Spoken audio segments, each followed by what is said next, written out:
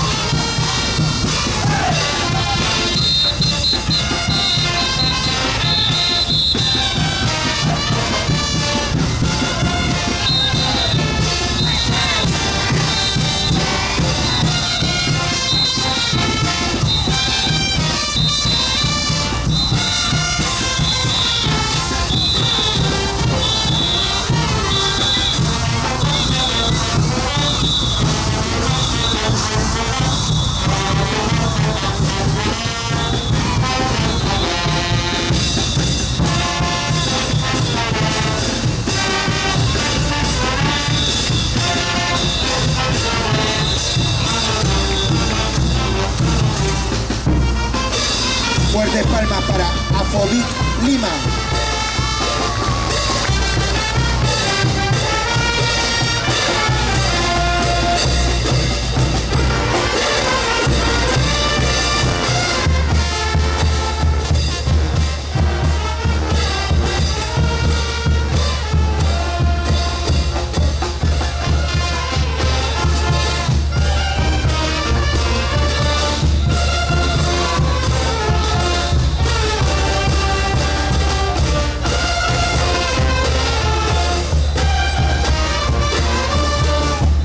El público de espacio para que la agrupación pueda salir con tranquilidad al final. La zona de entrada, Girón de la Unión con Callao, por favor, el público.